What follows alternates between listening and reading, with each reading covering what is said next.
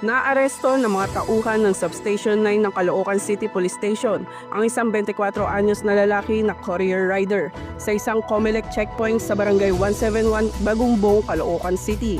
Ayon sa ulat, nagsasagawa ng Comelec checkpoint ang mga otoridad nang mapansin ang isang lalaking nagmamaneho ng motorsiklo na walang suot na helmet. Kaya't agad nila itong pinatigil para sa verifikasyon. Sa halip na sumunod, biglang pinaharurot ng suspect ang kanyang motorsiklo at tinangkang tumakas.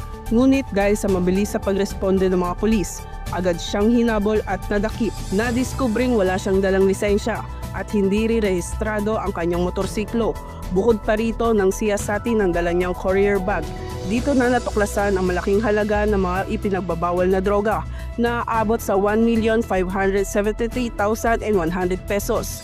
Dahil dito, maharap ang suspect sa kasong paglabag sa Article 151 o Resistance and Disobedience to a Person in Authority at Section 11 ng RA 9165 o Comprehensive Dangerous Drugs Act of 2002. Mula rito sa Northern Police District, ako po ang inyong PNN correspondent, Patrolwoman Glycelan Esperanza, alagad ng batas, tagataguyod ng Balitang Pulis.